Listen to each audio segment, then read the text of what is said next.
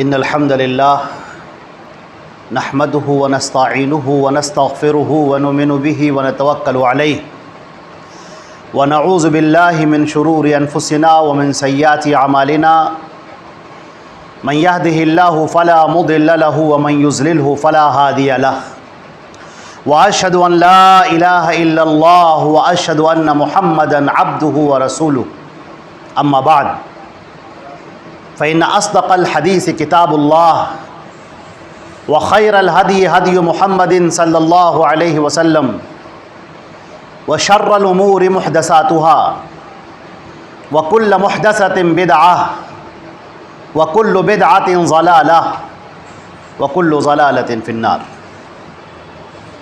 أعوذ بالله السميع العليم من الشيطان الرجيم. لقد كان لكم في رسول الله أسوة حسنة. تمام تعریفیں اللہ رب العزت کے لیے ہیں جو ہمارا خالق و مالک ہے، آسمانوں اور زمین کا پیدا کرنے والا اور کل کائنات کا تنہا پالنہار ہے، جو وحدہ لا شریک لہ ہے، جو مستوی عرش ہے، جو اپنے احکامات کو نازل فرماتا ہے. لا یسأل عما یفعل وہم یسألون، کسی کی مجال نہیں کہ اس سے سوال کر سکے اور وہ جس سے چاہے سوال کرے. یا ایھا الناس انتم الفقراء الی اللہ واللہ هو الغنی الحمید. اے تمام کے تمام لوگوں، تم سب کے سب اللہ کے محتاج ہو اور اللہ کسی کا محتاج نہیں، وہ بے نیاز ہے ہر ایک سے اور ستودہ صفات ہے. اللہ کی حمد و ثنا کے بعد درود اور سلام ہو حضرت محمد مصطفیٰ صلی اللہ علیہ وسلم پر، جو خاتم النبیین ہیں، سید الاولین والآخرین ہیں.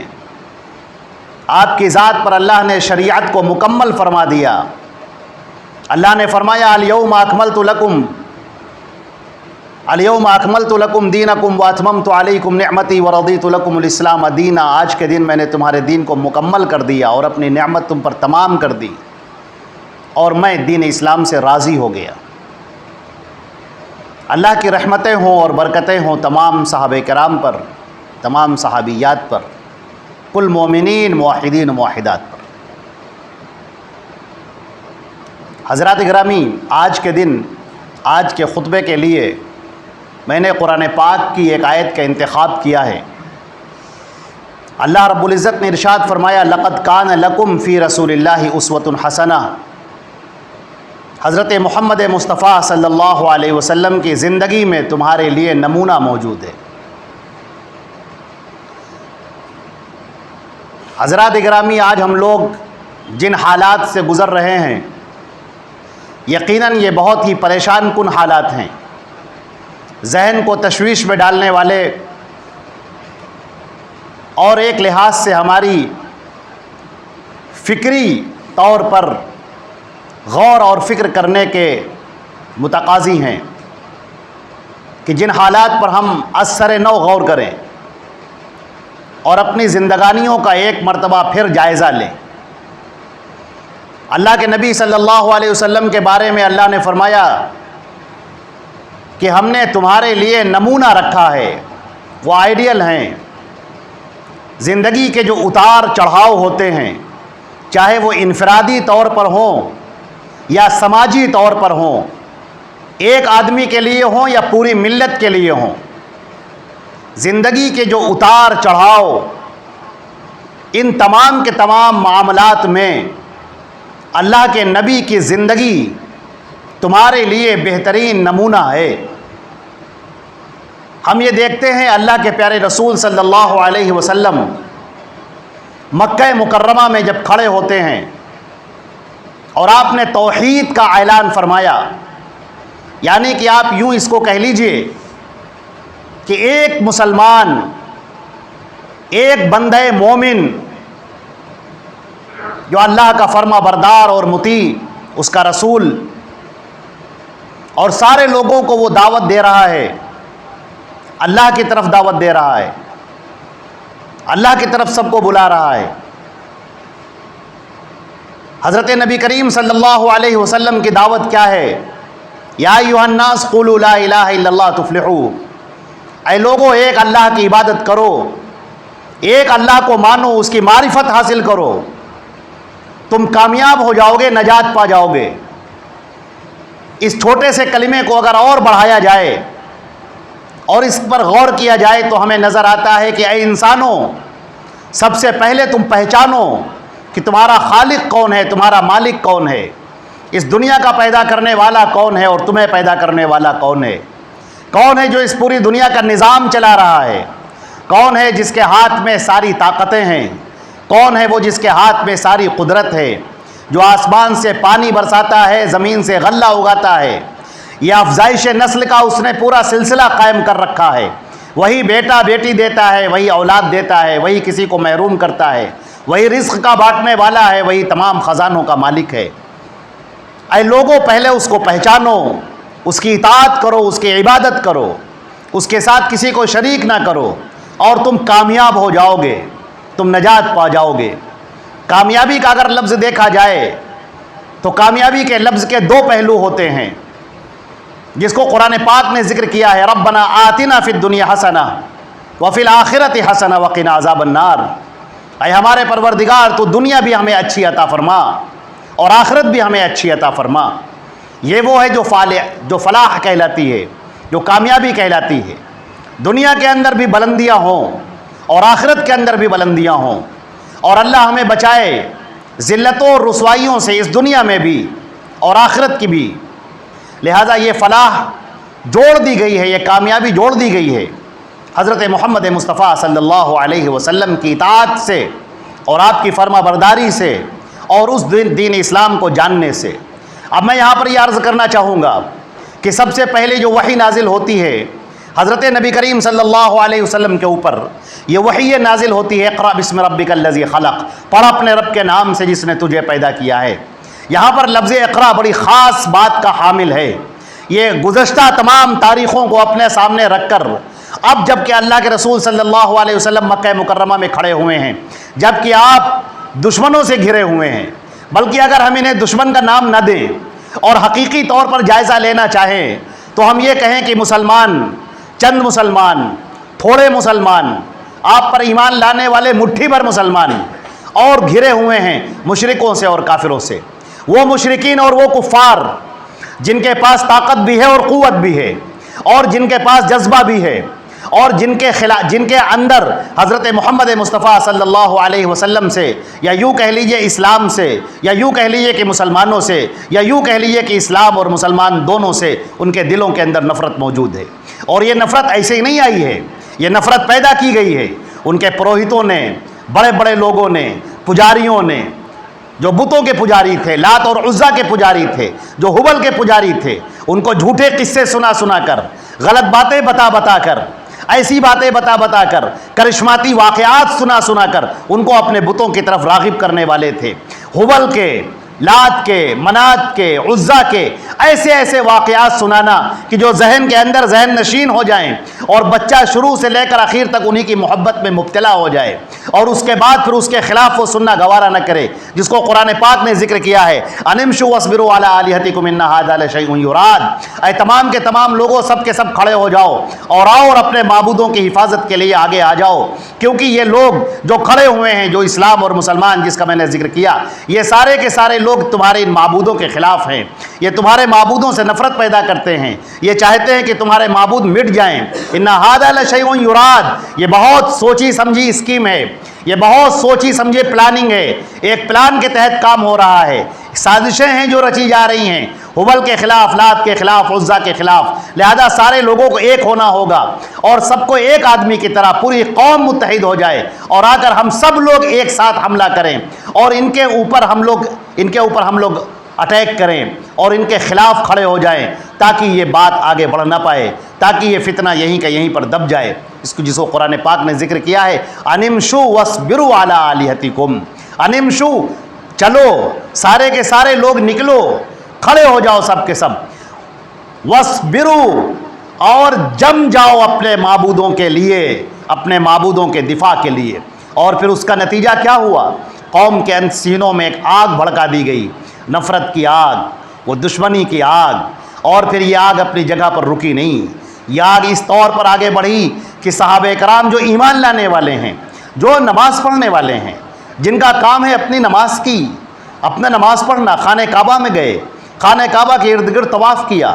سارے لوگ جاتے ہیں خانہ کعبہ میں. اس وقت مکہ کے لوگ بھی جاتے تھے، مشرکین مکہ جایا کرتے تھے. خانہ کعبہ کے اندر بت رکھے ہوئے تھے، وہ اس کا طواف کرتے تھے، اور طواف کرنے کے بعد وہیں پر وہ اپنے لحاظ سے عبادتیں کرتے تھے، جس کو قرآن پاک نے کہا ہے وَمَا كَانَ صَلَاتُهُمْ عِندَ الْبَيْتِ إِلَّا مُكَاءً وَتَصْدِيَةً. یہ خانہ کعبہ کے پاس یہ مشرکین جب آتے ہیں تو عبادت کیا کرتے ہیں؟ تالیاں بجاتے ہیں، شور شرابہ کرتے ہیں، سیٹیاں بجاتے ہیں، چیخ و پکار کرتے ہیں. بس یہی کل کائنات ہے ان کی عبادت کی.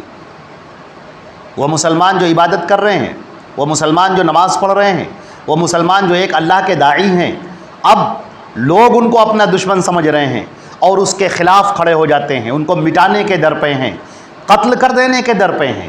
حضرت عمار، حضرت یاسر رضی اللہ تعالیٰ عنہ، جن کے بیٹے ہیں عمار، حضرت یاسر رضی اللہ تعالیٰ عنہ اسلام کے پہلے شہید کہلاتے ہیں، ان کو شہید کر دیا گیا.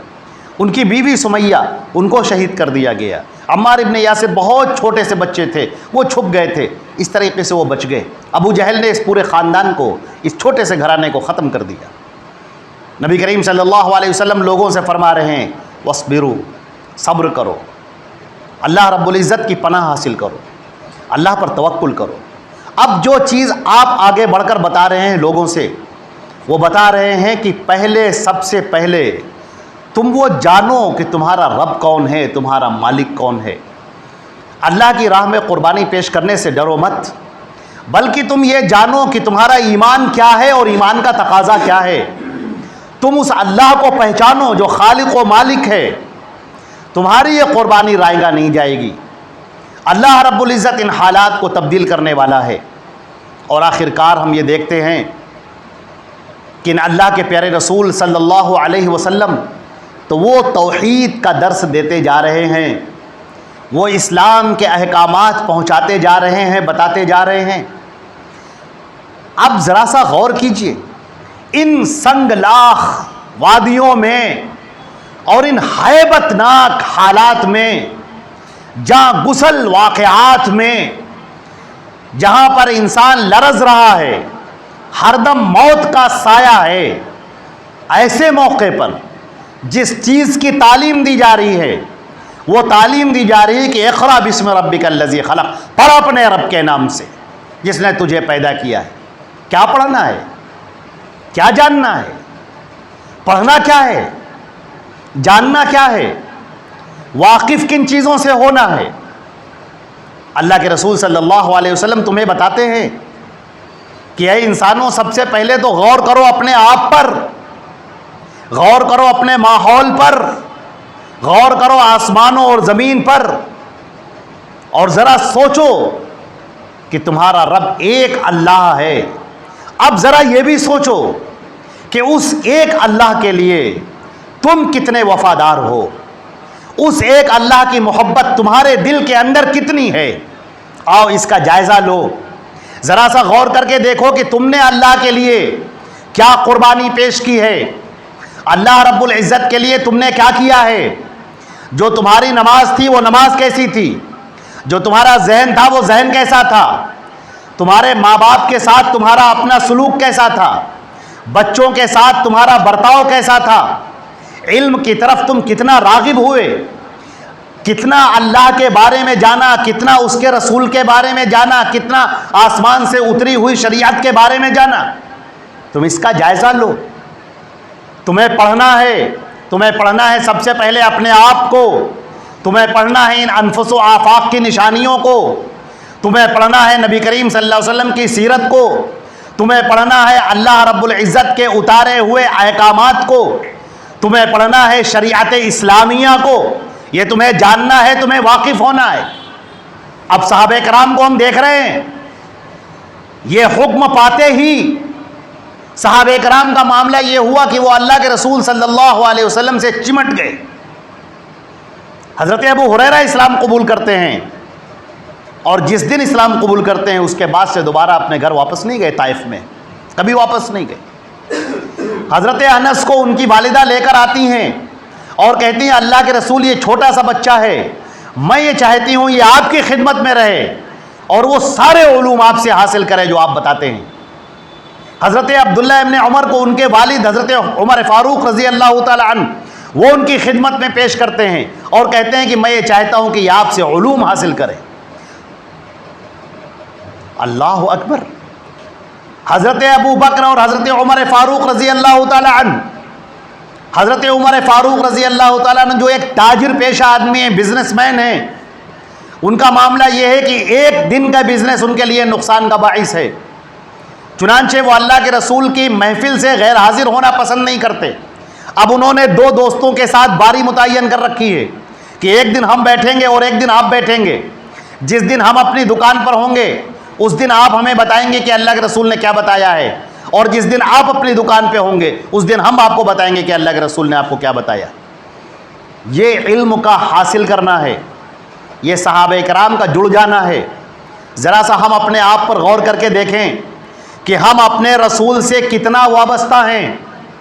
آپ نے درخت دیکھا ہوگا، درخت کے اوپر جب پیڑ جو پتے جو لگے ہوئے ہوتے ہیں، جن کے اندر سے کوپلیں پھوٹتی ہیں، جو پتے ہوتے ہیں ہرے بھرے ہوتے ہیں، بڑے خوشنما لگتے ہیں، بڑے اچھے لگتے ہیں، لیکن جب یہ پتے سوکھ جاتے ہیں، مرجھا جاتے ہیں، اپنی زندگی کھو دیتے ہیں، تو آپ دیکھتے ہیں کہ ایک دم سے قدرت کی ہوائیں چلتی ہیں اور اس کے بعد وہ سوکھے ہوئے پتے زمین پر آ کر گر جاتے ہیں، پھر اس پیڑ پر وہ باقی نہیں رہتے۔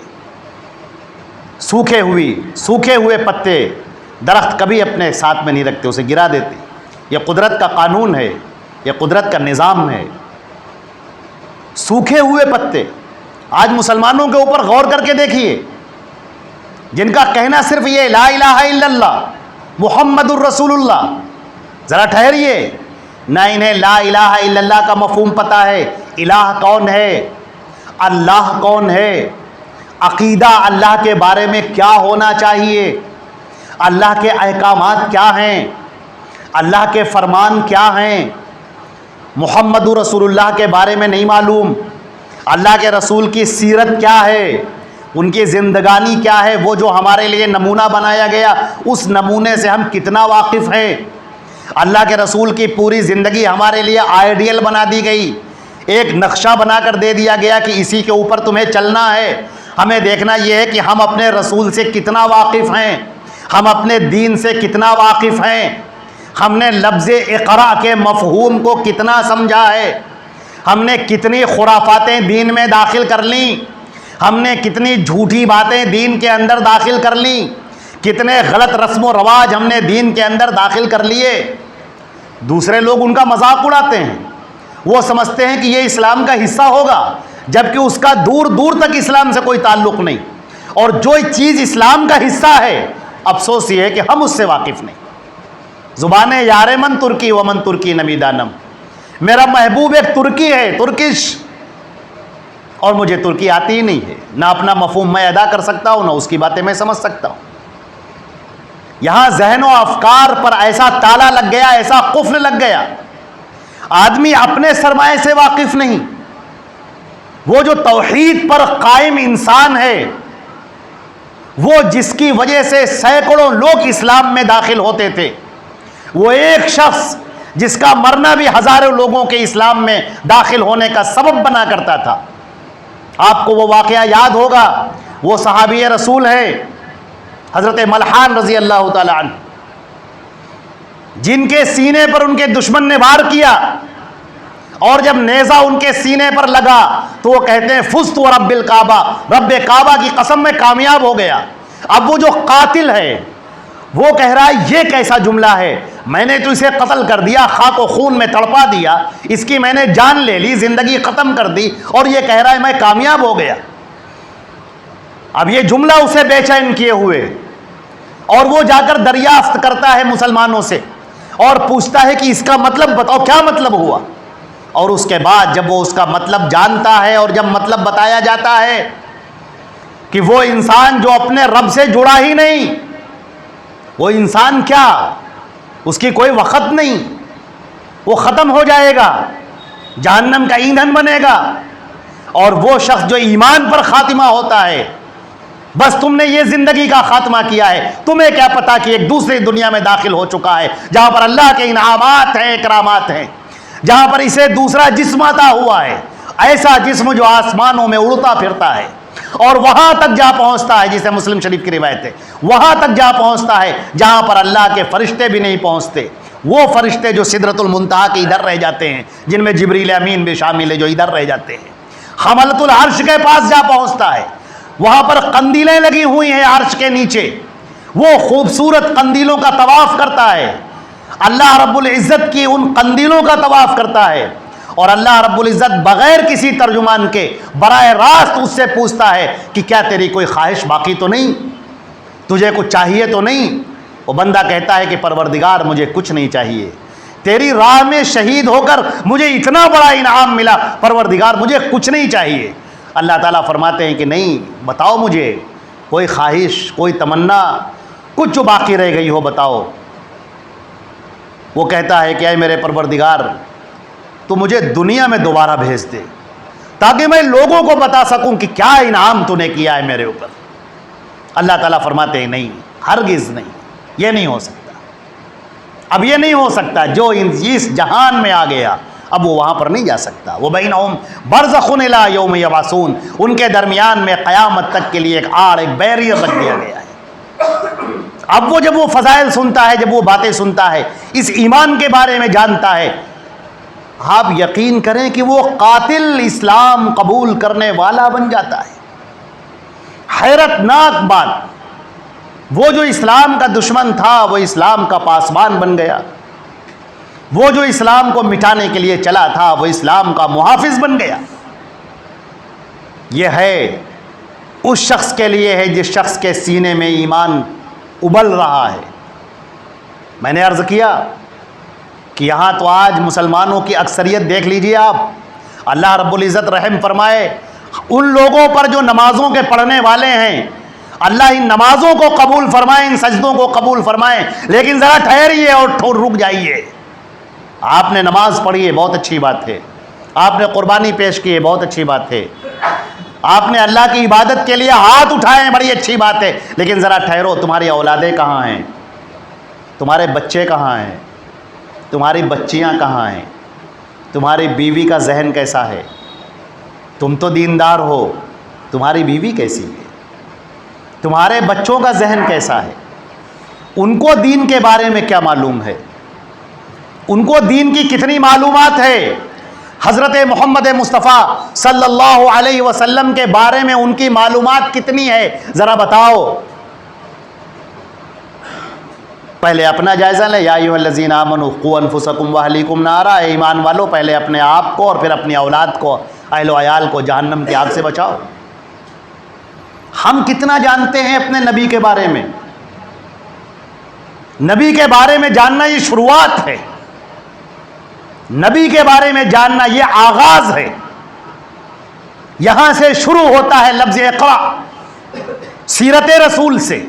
اس کے بعد دو شاخائیں آگے آتی ہیں، ایک قرآن پاک ہے، ایک حدیث رسول ہے۔ قرآن پاک جو اللہ کا کلام ہے اور حدیث رسول جو اس قرآن پاک کی تشریح ہے، اور یہ دونوں مل کر دین اسلام ہے۔ اللہ کے رسول صلی اللہ علیہ وسلم سے شروع ہوا، اللہ رب العزت کی آپ کو معرفت حاصل ہوئی، وہ بعض چیزیں معلوم ہوئیں جو غیب میں ہیں، اسلام کے احکامات معلوم ہوئے، مرنے اور جینے کا مقصد معلوم ہوا، اس زندگی کا مقصد معلوم ہوا، مرنے کے بعد کیا ہوگا معلوم ہوا، اور اس کے بعد دنیا کے اندر زندگی کیسے گزاری جائے یہ بات معلوم ہوئی۔ نبی کریم صلی اللہ علیہ وسلم کے حدیثوں کو آپ نے پڑھا، سینے میں ٹھنڈک حاصل ہوئی، یہی آغاز ہے اور یہی اختتام ہے۔ لیکن ہمیں سنی حکایت ہستی تو درمیان سے سنی، نہ ابتدا کی خبر ہے نہ انتہا معلوم، نہ ہمیں سیرت رسول کا خبر اور نہ اس کی انتہا۔ بھی سبری مالا جنہوں نے اسلام قبول کیا، کیرلا کی جو بہت ہی مشہور قلمکار جرنلسٹ، انہوں نے سوال کیا کہ آخر کیا وجہ ہے کہ لوگ اسلام اور مسلمانوں سے ہمارے اس ملک ہندوستان کے اندر اتنی نفرت کر رہے ہیں، آخر وجہ کیا ہے؟ یہ سوال ان کے ذہن پہ سوار ہوا اور انہوں نے پڑھنا شروع کیا، جاننا شروع کیا، وہی علم جس سے ہم مسلمان دور ہیں۔ اب انہوں نے پڑھنا شروع کیا، سیرت رسول پڑھتی ہیں، قرآن پاک جب پڑھتی ہیں، اللہ اکبر، اس قرآن پاک کو پڑھ کر ان کا دل، ان کا دماغ، ان کا ذہن بدل جاتا ہے۔ کہاں چلی تھی وہ کھوج کرنے کے لیے، اور مل گئی ان کو اسلام کی دولت، پا لیا انہوں نے اللہ رب العزت کی معرفت۔ اسلام پریس کانفرنس کی، پریس کانفرنس میں کر کے انہوں نے بتایا، اور تمام دنیا کے مسلمانوں سے ایک سوال کیا۔ انہوں نے کہا کہ تمہیں بتاؤ مسلمانوں، تمہارے پاس اتنی عظیم کتاب موجود ہے اور تم اسے دوسروں کو نہیں دیتے، تم اسے دوسروں کو بتاتے ہی نہیں۔ کسی کو کیا معلوم کہ یہ خزانہ کتنا بڑا ہے؟ اللہ رب العزت نے ان کو توفیق عطا فرمائی، حج کی بھی اور عمرے کی بھی۔ اللہ رب العزت ان کو اسلام پر استقامت عطا فرمائے اور اس ایمان کو ان کو اور بڑھائے۔ لیکن میں کہنا چاہتا ہوں کہ بیچاری وہ کیا جانے کہ یہاں کا جو خزانہ ہے، اس خزانے سے تو مسلمان بھی واقف نہیں ہیں۔ یہ بیچارے قرآن پاک بھی جب پڑھتے ہیں، جب کوئی مر جاتا ہے تو قرآن پاک پڑھتے ہیں بس۔ یہ قرآن پاک کپڑوں کے اندر لپیٹ کر غلاف میں رکھا ہوا ہے، جس پر دھول اور گردہ ہے، اور یہ کھلتا بھی ہے تو شاید رمضان کے اندر کھلتا ہے کہ پڑھ لیا جائے۔ سرسری پڑھ کر نکل گئے، معنی کیا ہے نہیں معلوم، مفہوم کیا ہے نہیں معلوم، اللہ کے احکامات کیا ہے نہیں معلوم، ان سب کی کوئی خبر نہیں۔ عزیزان گرامی، اللہ کے رسول صلی اللہ علیہ وسلم کی زندگی بہترین نمونہ ہے، لیکن یہ نمونہ کیسے معلوم ہوگا، یہ آئیڈیل ہمیں کیسے پتہ چلے گا، اس خزانے کا علم ہمیں کیسے ہوگا؟ جب ہم اس خزانے کے پاس پہنچیں گے۔ جیسے کوئی دیگ کے اندر خزانہ بھرا ہے، اشرفیاں بھری ہیں، درہم و دینار بھرے ہیں، ہیرے جواہرات بھرے ہیں، اور آپ دور بیٹھے ہیں۔ آپ کو دور بیٹھنے سے وہ خزانہ نہیں ملے گا، آپ کو محنت کرنی ہوگی، اٹھنا ہوگا، ہمت کرنا ہوگا، آگے بڑھنا ہوگا، آگے بڑھ کر اس دیگ پر سے وہ پردہ ہٹانا ہوگا، کپڑا ہٹانا ہوگا، پھر آپ ملاحظہ کر پائیں گے کہ کتنا عظیم خزانہ ہے، اور پھر اپنی قسمت کے مطابق جتنا آپ اس میں سے لینا چاہیں، جتنا حاصل کرنا چاہیں حاصل کریں۔ عزیزان گرامی، زندگی کو ضائع نہ کرو۔ حالات شدید تر ہیں یقیناً، لیکن مکے سے زیادہ شدید تر نہیں ہے۔ ہمارے سامنے حل موجود ہے، حل موجود ہے ہمارے سامنے، مگر افسوس یہ ہے کہ ہم اس حل کو لینے کے لیے تیار نہیں ہیں۔ آخری جملے کے ساتھ اپنی بات کو میں ختم کرتا ہوں۔ عزیزان محترم، اس سینے کے اندر ایمان کو جگائیے، سب سے پہلے اسلام کو خود سمجھیے، پھر اپنے بچوں کو سمجھائیے۔ یہ دو کام آپ نے کر لیے نا، تو یہ بہت بڑی کامیابی ہے جو آپ نے حاصل کر لی، فلاح کا راستہ ہے جو کہ آپ نے چن لیا، اور آئندہ آنے والے زمانے کے لیے جو یہ مستقبل ہے وہ آپ نے طے کر دیا کہ یہ مستقبل انتہائی روشن ہونے والا ہے اور انتہائی شاندار ہونے والا ہے۔ اللہ رب العزت ہم کو اور آپ کو عمل کرنے کی توفیق عطا فرمائے۔ اللہ رب العزت ہم کو اور آپ کو عمل کرنے کی توفیق عطا فرمائے، سیرت رسول کو پڑھنے کی توفیق عطا فرمائے، قرآن اور حدیث سے وابستہ ہونے کی، جاننے کی، اور پھر عمل کرنے کی، اور پھر اس کی دعوت دینے کی توفیق عطا فرما۔ یا اللہ، جب تک ہم زندہ رہیں اسلام پر زندہ رہیں، جب ہمیں موت آئے تو یا اللہ ایمان پر موت آئے۔ یا اللہ ہماری زندگی بھی اچھی بنا اور ہماری موت بھی اچھی بنا۔ یا اللہ دنیا بھی اچھی بنا اور آخرت بھی اچھی بنا۔ یا اللہ ہماری حفاظت فرما اور کل مومنین مومنات کی حفاظت فرما۔ یا اللہ ہماری آئندہ آنے والی نسلوں کی حفاظت فرما۔ یا اللہ ان کے ایمان کی حفاظت فرما۔ یا اللہ اپنے فضل و کرم سے ہم کو اپنا محاسبہ کرنے کی، ایمان کو جگانے کی، ایمان کو آگے بڑھانے کی، اور ایمان کے اندر زیادتی کرنے کی یا اللہ توفیق عطا فرما دے۔ ہمارے سینوں کو ایمان سے روشن فرما دے، منور فرما دے۔ یا اللہ اس ملک کے اندر ہوائیں چلا دے خیر کی، برکتوں کی، رحمتوں کی، اپنی نوازشوں کی۔ یا اللہ اس ملک کو ترقی عطا فرما دے۔ یا اللہ اور تمام مسلمانوں کی جان مال اور عزت آبرو کی حفاظت فرما. یا اللہ دنیا اور آخرت میں ہم سب کو بلندی عطا فرما. وآخر دعوانا الحمدللہ رب العالمین. اقول قولی ھذا استغفر اللہ لی ولکم ولسائر المسلمین من کل ذنب فاستغفروہ انہ هو الغفور الرحیم.